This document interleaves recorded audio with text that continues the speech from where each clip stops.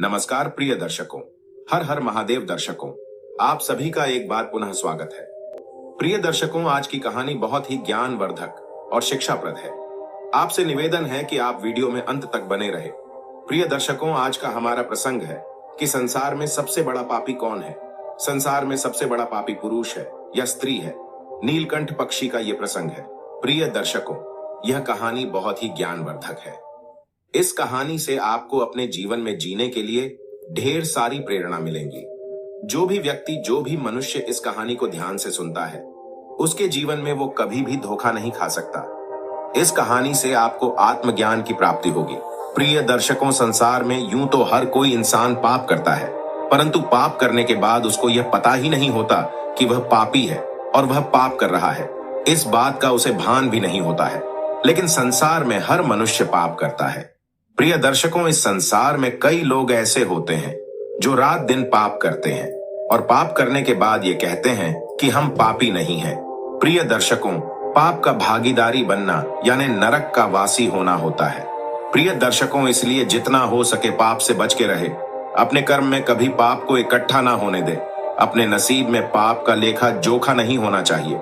प्रिय दर्शकों, आज का जो प्रसंग है वो यही है कि संसार में सबसे बड़ा पापी कौन है। यह एक नीलकंठ और नीलकंठ की पत्नी की बहुत प्यारी कहानी है। यह कहानी बहुत सुंदर और बहुत ही रोचक है। इस कहानी को सभी दर्शक ध्यान से सुने और इस कहानी पर हो सके तो जरूर अमल भी करें। प्रिय दर्शकों, चलिए शुरू करते हैं।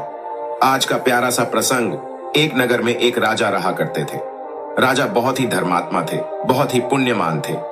प्रिय दर्शकों, उनके राज्य में हर इंसान राम राज्य की तरह जीता था। उस राज्य में कभी कोई इंसान पाप नहीं करता था। उस राज्य में कोई भी बंदा, कोई भी मनुष्य मांस मदिरा का सेवन नहीं करता था। मनुष्य बड़े सुख शांति से उस राज्य में जीवन व्यतीत करते थे। उस राज्य की, उस राजा की न्याय प्रक्रिया भी बहुत अच्छी थी। उस राजा को न्याय प्रक्रिया में भी दूर दूर के राजा मानते थे, उसका सम्मान करते थे।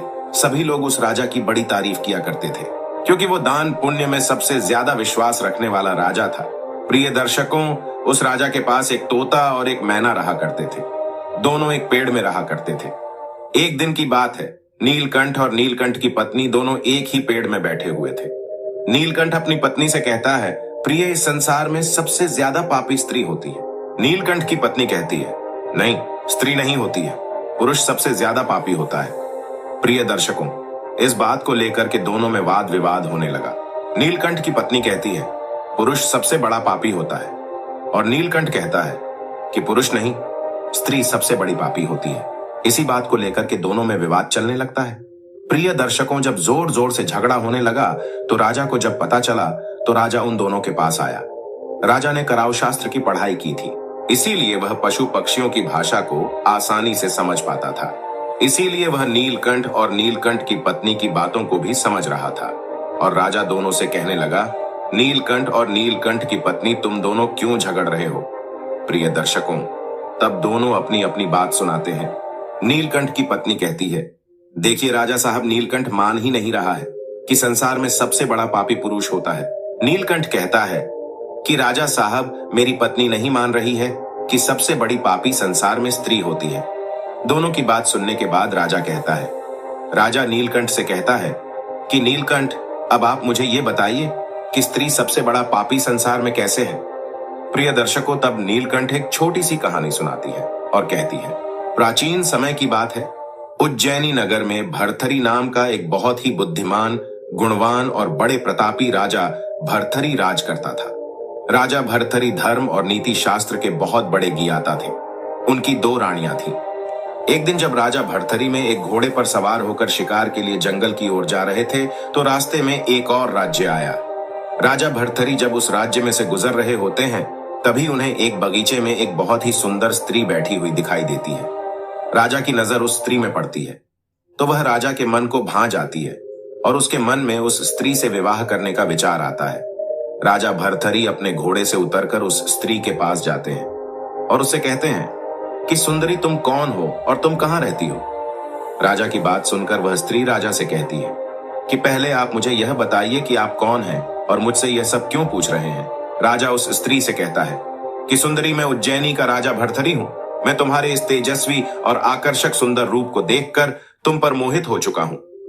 और मैं तुमसे विवाह करना चाहता हूँ। इसके बाद राजा भर्तहरि उससे पूछता है कि क्या तुम मेरे इस विवाह के प्रस्ताव को स्वीकार करोगी। तब वह सुंदर स्त्री राजा भर्तहरि से कहती हैं कि हे राजन, मैं तुमसे विवाह तो कर सकती हूँ, परंतु उससे पहले विवाह के लिए आपको मेरे पिताजी से आज्ञा लेनी होगी, क्योंकि मेरे माता पिता ने मुझे जन्म दिया है और मैं उनकी आज्ञा के विरुद्ध जाकर कोई ऐसा कार्य नहीं करूंगी जिससे मुझे मेरे पूरे जीवन में पछताना पड़े। उस स्त्री की यह बात सुनकर राजा भर्तहरि उसकी बात से सहमत हो गए। उस स्त्री के पिता उस राज्य के राजा थे। उसके बाद राजा भर्तहरि उस स्त्री के पिता के पास जाते हैं। राजा भर्तहरि उससे कहते हैं कि महाराज, मैं इस राज्य के पास वाले राज्य उज्जैनी से आया हूं। मैं वहां का राजा भर्तहरि हूं। मैंने जैसे ही अपने राज्य को पार करके आपके राज्य में प्रवेश किया तो मुझे आपकी यह सुंदर और आकर्षक पुत्री दिखाई दी। आपकी पुत्री को देखकर मैं इससे प्रेम कर बैठा हूं और मैं आपकी पुत्री से विवाह करना चाहता हूं। अगर आपकी आज्ञा हो तो मैं आपकी पुत्री को अपने राज्य की रानी बनाना चाहता हूं। उसके बाद उस स्त्री का पिता यानी वह राजा बहुत सोच विचार करता है और काफी सोच विचार करने के बाद राजा भर्तहरि को अपनी पुत्री से शादी करने की इजाजत दे देता है। उसके बाद वह राजा अपनी पुत्री पिंगला और राजा भर्तहरि का विवाह करवा देता है। राजा अपनी सुंदर पत्नी पिंगला को लेकर अपने राज्य में आ जाते हैं। उस राजकुमारी से विवाह करके वह बहुत खुश होते हैं, क्योंकि उसके जैसी सुंदर स्त्री उसके राज्य में और कोई नहीं थी। राजा भर्तहरि अपनी पत्नी की सुंदरता को देखकर अपने आप को बहुत भाग्यवान समझने लगे। राजा अपनी इस तीसरी पत्नी पिंगला पर काफी मोहित थे। वे उस पर अंधा विश्वास भी करते थे। राजा भर्तहरि अपनी पत्नी के मुंह में पड़कर राज्य के प्रति अपने कर्तव्यों को भी भूल गए थे। ऐसे ही कुछ दिन बीत जाते हैं। राजा भर्तहरि अपनी आकर्षक और सुंदर पत्नी पर मोहित होने के कारण ठीक से अपने राजकाज के कार्यों पर भी ध्यान नहीं दे पाता था। इस तरह धीरे धीरे समय निकलता गया और कुछ वर्ष बीत गए। एक दिन राजा भर्तहरि अपनी सैनिकों के साथ जंगल में शिकार के लिए जाते हैं। राजा जंगल में एक हिरण का शिकार करने के लिए तीर चलाते हैं और हिरण को घायल कर देते हैं। हिरण के शरीर के उस घाव से खून बहने लगता है। उस खून को देखकर राजा भर्तहरि अपने मन में सोचने लगते हैं कि मैं अपनी पत्नी पिंगला से बहुत प्यार करता हूं, परंतु आज मैं पिंगला की एक परीक्षा लूंगा और यह देखूंगा कि जितना प्रेम मैं अपनी पत्नी से करता हूं, क्या उतना ही प्रेम मेरी वह रानी पिंगला भी मुझसे करती है। कुछ सोच विचार करने के बाद राजा भर्तहरि अपने एक सैनिक को बुलाते हैं और उनसे कहते हैं कि सैनिक, मैं रानी पिंगला की परीक्षा लेकर यह देखना चाहता हूं कि वह मुझसे कितना प्रेम करती है। अब तुम्हें एक काम करना होगा। मैं तुम्हें इस हिरण के खून में भिगोकर अपने कपड़े देता हूं और तुम मेरे इन कपड़ों को लेकर जाओ और रानी पिंगला से कहो कि रानी साहिबा, जंगल में शिकार करते समय महाराज को एक शेर ने मार दिया है। हो सकता है यह सुनने के बाद भी रानी पिंगला तुम्हारी बातों पर विश्वास ना करें। अगर रानी पिंगला विश्वास ना करें तो तुम उन्हें मेरे खून से सने हुए कपड़े दिखा देना। राजा भर्तहरि की बात सुनकर वह सैनिक उनसे कहता है कि महाराज, मेरा इतना दुस्साहस नहीं है कि मैं जाकर रानी साहिबा से इतना बड़ा झूठ बोल सकूं। सैनिक की यह बात सुनकर राजा उस सैनिक से कहता है कि पहले तुम मुझे यह बताओ कि तुम राजा की बात मानोगे या फिर रानी की। राजा भर्तहरि की बात सुनकर वह सैनिक दुविधा में पड़ जाता है। फिर वह राजा की बात मानकर राजा द्वारा दिए गए कपड़ों को अपने कपड़ों में अपने पीछे छुपाकर रोता हुआ राजमहल की तरफ चला जाता है। सैनिक राजमहल में जाकर रोते हुए रानी पिंगला से कहता है कि रानी साहिबा, अभी अभी कुछ ही क्षण पहले मैं और महाराज यहाँ से शिकार करने के लिए गए थे। हम जैसे ही जंगल में पहुंचे तो जंगल में एक शेर ने महाराज पर झपट्टा मार दिया, उन पर आक्रमण कर दिया और जिस कारण महाराज की मृत्यु हो गई। रानी साहिबा, उसके बाद वह शेर महाराज को मारकर खा गया। उस सैनिक की यह बात सुनकर रानी पिंगला को बिल्कुल भी विश्वास नहीं हुआ। रानी क्रोधित होकर उस सैनिक से कहती है कि मूर्ख सैनिक, तुम्हें शर्म नहीं आती? तुम अपनी रानी साहिबा से अपने महाराज की मृत्यु का इतना बड़ा झूठ बोल रहे हो। अगर मेरे पति यानी इस राज्य के राजा एक शेर के झपट्टे में आकर मर गए तो तुम कैसे बच गए? रानी की यह बात सुनकर वह सैनिक भयभीत होकर कांपने लगा। वह रानी से कहता है, रानी साहिबा, जिस समय महाराज पर उस शेर ने आक्रमण किया था उस समय मैंने एक वृक्ष के ऊपर चढ़कर अपने प्राण बचाए थे। किसी तरह से अपने प्राण बचाकर मैं महल तक पहुंचा हूं।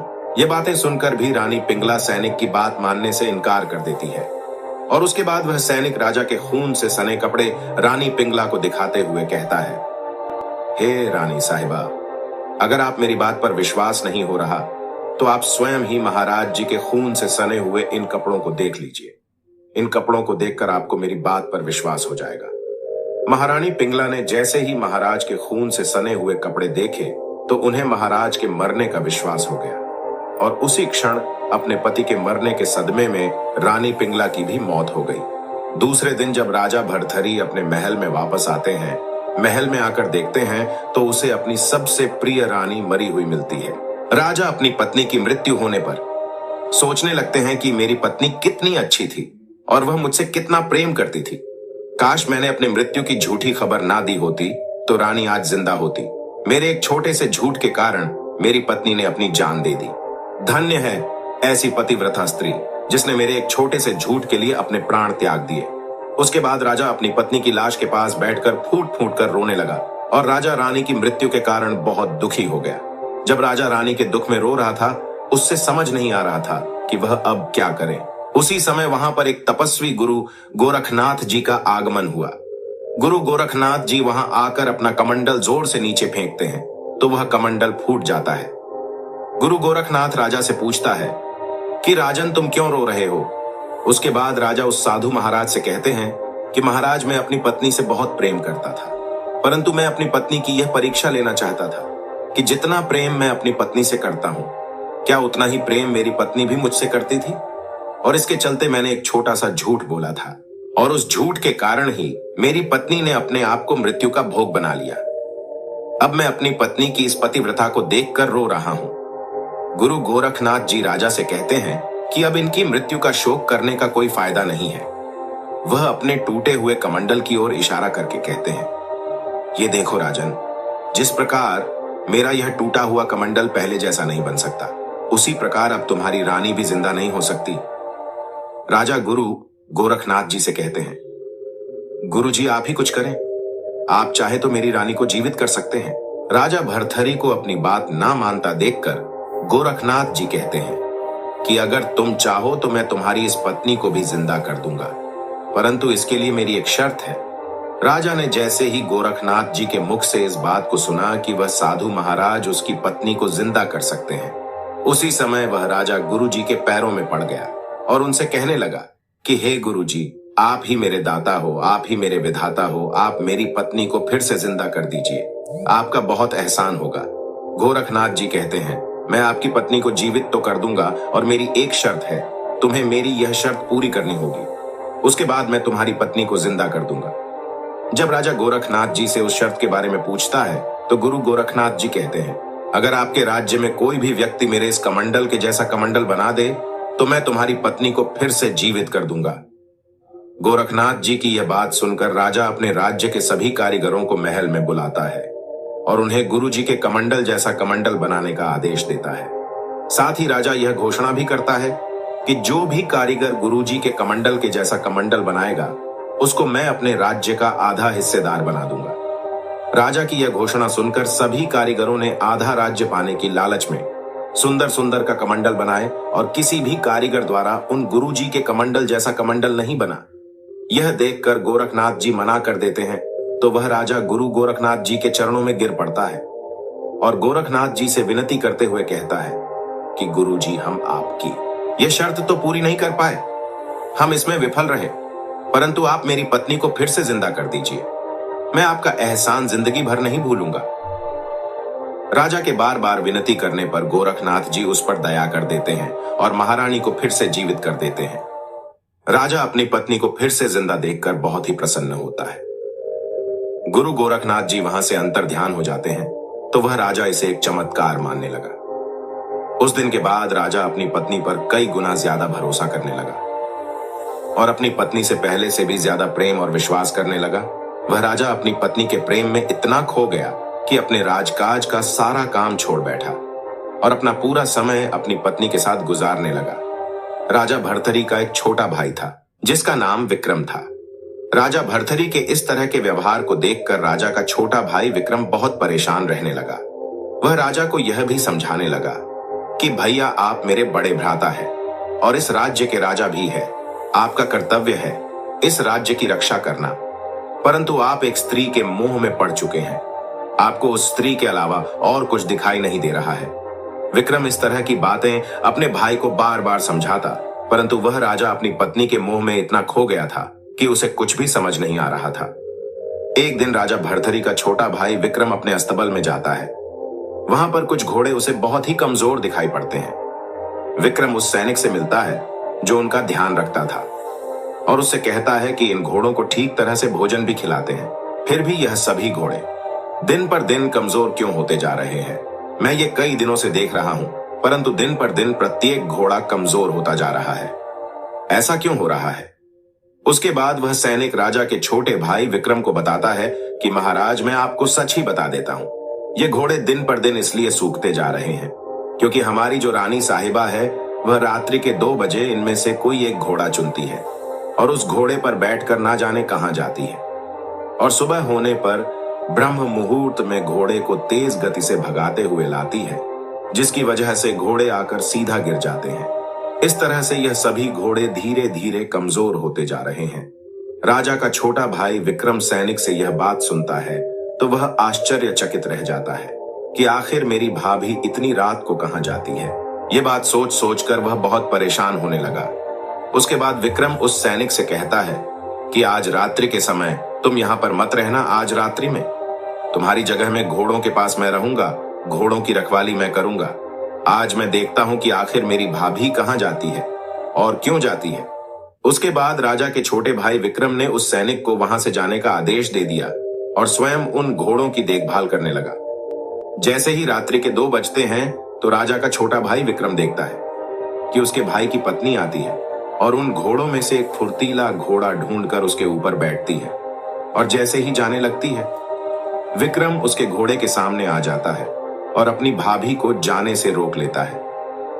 तो रानी विक्रम से कहती है कि देवर जी, आप मेरे रास्ते के बीच में क्यों आए हो? भाभी की बात सुनकर विक्रम उनकी किसी भी बात का कोई जवाब नहीं देता और उनसे सीधा एक ही सवाल पूछता है कि पहले आप मुझे यह बताइए कि आप इतनी रात को किससे मिलने जा रही हो? विक्रम की यह बात सुनकर रानी हड़बड़ा जाती है। घबराहट के मारे उसे पसीना आने लगता है, फिर भी वह विक्रम को कुछ नहीं बताती। रानी की चुप्पी देखकर विक्रम समझ जाता है कि यह कहीं ना कहीं तो किसी से मिलने जा रही है। यह मेरे भाई और इस राज्य के राजा को धोखा दे रही है। विक्रम को देखकर रानी घोड़े से उतर जाती है और अपने महल में वापस जाकर सो जाती है। परंतु वो जैसे ही वह सुबह जल्दी उठती है तो वह रानी सोचने लगती है कि आज मेरे देवर जी ने मुझे जाते हुए पकड़ा है और वह मुझ पर भी शक कर रहे हैं। जैसे ही सुबह होगी तो मेरे देवर विक्रम अपने बड़े भाई यानी मेरे पति को सारी बातें बता देगा। वह उन्हें सारी बातें बताए, क्यों ना उससे पहले मैं कुछ ऐसा करूं जिससे विक्रम की किसी भी बात का मेरे पति पर कोई भी असर ना पड़े। उसे यही ठीक लगता है और उसके बाद वह रानी अपने त्रिया चरित्र को दिखाने लगती है। राजा भर्ती के उठने से कुछ समय पहले रानी अपने बालों को खोल देती है। वह अपने कपड़ों को भी फाड़ लेती है और कक्ष में जमीन पर लेट जाती है। जैसे ही राजा नींद से उठकर खड़ा होता है तो वह देखता है कि रानी जोर जोर से रो रही है। राजा भर्तरी से कहता है कि हे प्रिय, आखिर तुम नीचे क्यों पड़ी हो और तुम क्यों रो रही हो? तुम्हारे इन कपड़ों को किसने फाड़ा है? तब रानी चालाकी के साथ आंसू बहाते हुए अपनी बात कहती है कि मैं तुम्हें क्या बताऊं, तुम्हारे भ्राता, तुम्हारे छोटे भाई विक्रम ने आज मेरी इज्जत पर हाथ डाला है। मुझ जैसी पतिव्रता स्त्री पर अपनी गंदी निगाह डाली है। एक छोटे से झूठ के कारण उस रानी ने राजा के लिए अपनी जान भी दे दी थी। इसलिए राजा अपनी रानी पर पूर्ण विश्वास करता था। राजा को उसकी बात पर विश्वास भी हो जाता है। राजा भर्तरी जैसे ही इस बात को सुनता है तो वह अपने छोटे भाई विक्रम को बुलाता है और उसे जोर जोर से डांटने लगता है। उसे इसकी सजा देने की बात करता है। फिर राजा सोचता है कि यह मेरा छोटा भाई है, इसलिए इसे मृत्यु दंड देना तो अच्छा नहीं रहेगा। राजा अपने छोटे भाई विक्रम को कहता है कि विक्रम, तुमने आज अपनी मां समान भाभी के साथ बहुत गलत किया है, इसलिए मैं तुम्हें यह सजा देता हूं कि आज से तुम इस राज्य से दूर चले जाओ। अपने जीवन में कभी भी तुम इस राज्य में वापस लौट कर मत आना। विक्रम जब अपने बड़े भाई के मुंह से यह आदेश सुनता है तो उनके आदेश का पालन करता है और वह वहां से दूर चला जाता है। परंतु जाते जाते विक्रम अपने बड़े भाई से कहता है कि मैं यहां से जा तो रहा हूं, लेकिन जाने से पहले मैं आपसे एक बात कहता हूं कि तुम अपनी जिस पतिव्रता पत्नी पर इतना मोह दिखा रहे हो, इससे बचकर रहना। इतना कहकर विक्रम उस राज्य को छोड़कर चला जाता है। उसके जाने के बाद रानी बहुत ज्यादा खुश हो जाती है। अब उसे किसी प्रकार का भय नहीं था। उस रात फिर से रानी उस पुरुष से मिलने के लिए जाती है जिस पुरुष से मिलने पहले जाया करती थी। उससे मिलने पर वह उस पुरुष से कहती है कि तुम अब इस जंगल में रोजाना मत आया करो और मैं भी रोजाना तुम्हारे पास इस जंगल में मिलने के लिए नहीं आऊंगी। हम एक काम कर सकते हैं, तुम ऐसा करो, कल सुबह राजमहल में आओ। राजमहल के अंदर आकर तुम मेरे पति यानी महाराज से महल में नौकरी के लिए आवेदन करना और उसके बाद तुम महल में ही रहना। जब तुम महल में रहोगे तो हमारी रोजाना ही मुलाकात होगी। उस पुरुष से यह कहकर वह रानी वापस महल में आ जाती है और फिर जैसे ही सुबह होती है तो रानी का वह प्रेमी महल में आता है। राजमहल में आकर राजा भर्तरी से निवेदन करने लगता है, हे राजन, मैं आपके पास के राज्य के नगर से आया हूं और मेरे घर में एक बूढ़ी माँ है। वह बहुत बीमार है और मुझे कहीं कुछ काम नहीं मिल पा रहा है। आप मेरी मदद कर देते तो मेरा घर का गुजारा भी चल जाता। मैं अपनी बूढ़ी माँ का ठीक से ख्याल रख पाता। वह रानी भी वहीं बैठी बैठी उसकी बातें सुन रही होती है। उसकी बातें सुनकर मन ही मन बहुत प्रसन्न होने लगती है। उसके बाद राजा भर्तरी उसकी इस स्थिति को देखकर उसे अपने महल में काम करने का आदेश दे देता है। रानी के उस प्रेमी का नाम अश्वसेन था। अब अश्वसेन राजा का आदेश पाकर महल में काम करने लगा। जैसे ही रानी राजा से नजर छुपाकर कुछ पल के लिए दूर होती तो रानी अपने उस प्रेमी अश्वसेन से मिल लेती और इस तरह काफी समय तक चलता रहा। रानी अपने पति की आंखों में धूल झोंक रही थी और राजा को इस बात का बिल्कुल भी पता नहीं था, क्योंकि राजा अपनी पतिव्रता पत्नी से बहुत प्रेम करता था, उसे बहुत ही पवित्र माना करता था। राजा भर्तरी को यह पता नहीं था कि जिसको वह इतना प्रेम करता है वह उसी की आंखों में धूल झोंक रही है। उसके बाद एक दिन राजा भर्तरी फिर शिकार करने के लिए जंगल में जाता है। जैसे ही राजा जंगल में प्रवेश करता है तो राजा को जंगल में वही संत तपस्वी दिखाई देते हैं कि जिन्होंने रानी को जिंदा किया था। गुरु गोरख जी को देखकर राजा भर्तरी उनके पास जाते हैं, प्रणाम करके आशीर्वाद लेने लगते हैं तो गुरु गोरखनाथ जी राजा के मुख की तरफ देखते हुए कहते हैं कि हे राजन, मैं तुम्हारे इस तेजस्वी चेहरे को देखकर, तुम्हारे इस आकर्षक रूप को देखकर बहुत ही परेशान हूं और तुम बहुत ही भोले स्वभाव के हो, इसलिए लोग तुम्हें बेवकूफ बनाते हैं। राजा द्वारा उचित आदर सत्कार के कारण तपस्वी गुरु अति प्रसन्न थे। प्रसन्न होकर गुरु गोरखनाथ जी ने राजा भर्तरी को एक अमर फल दिया और कहा कि तुम इस फल को ग्रहण करो, ये खाने से तुम सदैव जवान बने रहोगे, कभी बुढ़ापा नहीं आएगा, सदैव सुंदरता बनी रहेंगी। राजा उस फल को गुरु गोरखनाथ जी से ले लेते हैं। ये चमत्कारी फल देकर गुरु गोरखनाथ जी वहां से चले गए। फल को लेकर राजा भर्तरी सोचने लगते हैं कि अमर होकर मैं क्या करूंगा, मुझे जवानी और सुंदरता की क्या आवश्यकता है, क्योंकि राजा अपनी पत्नी पर अत्यधिक मोहित थे। अतः उन्होंने सोचा कि मेरी पत्नी मुझसे बहुत प्रेम करती है, क्योंकि मेरी पत्नी ने मेरे एक बार झूठ बोलने पर मेरे लिए अपनी जान दे दी थी, इसलिए इस फल को मुझे अपनी पत्नी को खिलाना चाहिए। मेरी पत्नी को ही अमर होना चाहिए। यदि वह इस फल को खा लेगी तो वह सदैव सुंदर और जवान बनी रहेंगी। उसके बाद वह राजा गुरु गोरखनाथ द्वारा दिए गए फल को महल में आकर अपनी पत्नी पिंगला को दे देते हैं और उनसे कहते हैं कि रानी, तुम इस फल को खाओ, यह फल अगर तुम खा लोगी तो तुम हमेशा के लिए अमर हो जाओगी, तुम्हारी मृत्यु भी कभी नहीं होगी। यह कहकर राजा भर्तरी उस फल को रानी को दे देता है और वह से चला जाता है। रानी पिंगला भर्तरी पर नहीं बल्कि उस राज्य के कोतवाल पर मोहित थी। यह बात राजा नहीं जानते थे। राजा से उस फल को लेकर रानी सोचती है कि इस चमत्कारी फल को खाकर मैं क्या करूंगी, मैं अमर होकर क्या करूंगी, क्योंकि मैं तो अपनी जान से ज्यादा प्रेम अपने प्रेमी कोतवाल अश्वसेन से करती हूँ। इसलिए इस फल को मेरे कोतवाल प्रेमी अश्वसेन सेन को ही खाना चाहिए और उसे ही अमर होना चाहिए। उसके बाद रानी उस फल को अपने प्रेमी कोतवाल को देती। वह कोतवाल एक वेश्या से प्रेम करता था। जैसे ही कोतवाल उस चमत्कारी फल को अपने हाथ में लेता है तो कोतवाल सोचने लगता है कि आखिर मैं अमर होकर क्या करूंगा, मुझे इस फल को नहीं खाना चाहिए। वह सोचता है कि मुझे इस फल को अपनी प्रेमिका उस वैश्या को देना चाहिए जिससे मैं बहुत प्यार करता हूँ। उसके बाद वह कोतवाल उस फल को वैश्या को देने चला जाता है और जाकर उससे कहता है कि तुम इस फल को खा लेना, क्योंकि यह बहुत चमत्कारी फल है। इस फल को खाते ही तुम हमेशा के लिए अमर हो जाओगी, तुम्हारी मृत्यु कभी नहीं होगी। यह कहकर कोतवाल अपनी प्रेमिका को वह फल दे देता है और वहां से चला जाता है। उसके जाने के बाद वह वेश्या उस चमत्कारी फल को देखकर सोचने लगती है कि आखिर इस फल को खाकर मैं क्या करूंगी, क्योंकि अमर होकर मैं कौन सी सिद्धियां हासिल कर लूंगी, मुझे नर्क समान जीवन से मुक्ति नहीं मिलेंगी। इस फल की सबसे ज्यादा जरूरत हमारे राजा को है, इस फल को मुझे इस राज्य के राजा को देनी चाहिए, क्योंकि वह इस राज्य के पालक हैं, सबका ध्यान रखते हैं। राजा हमेशा जवान रहेंगे तो लंबे समय तक प्रजा को सभी सुख सुविधाएं देते रहेंगे। इसलिए इस चमत्कारी फल के सही हकदार वही है। उस वैश्या को यह बात नहीं पता थी कि यह फल एक संत महात्मा ने उस राजा भर्तरी को ही दिया था, और राजा भर्तरी ने उस फल को अपनी पत्नी पिंगला को दिया था। उसके बाद उस फल को रानी पिंगला ने अपने प्रेमी कोतवाल को दिया था, और कोतवाल ने उस फल को अपने प्रेमिका उस वैश्य को दिया था। उस फल को देखकर वेश्या यही सोच रही थी कि इस फल को अपने राजा को दे देना चाहिए।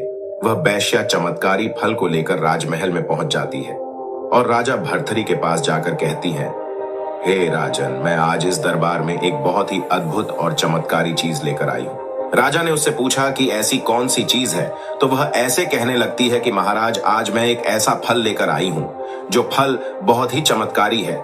इस फल को खाने के बाद मनुष्य कभी बूढ़ा नहीं होता है और ना ही उसकी कभी मृत्यु होती है, वह अमर हो जाता है। उसकी बातें सुनकर राजा सोच में पड़ जाते हैं और वह सोचते हैं कि ऐसा ही एक फल तो उन्हें संत महात्मा ने दिया था।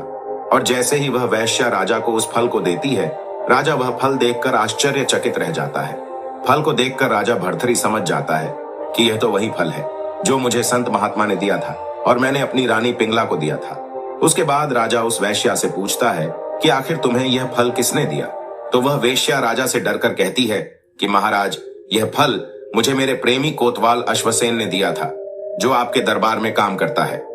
उसके बाद राजा कोतवाल को दरबार में बुलाते हैं और उन्हें गुस्से से पूछते हैं, तो यह फल तुम हैं, कहां से प्राप्त हुआ? कोतवाल महाराज के गुस्से को देखकर डर जाता है और महाराज से कहता है कि महाराज, अगर आप बुरा ना मानो तो यह फल मुझे रानी पिंगला ने दिया है।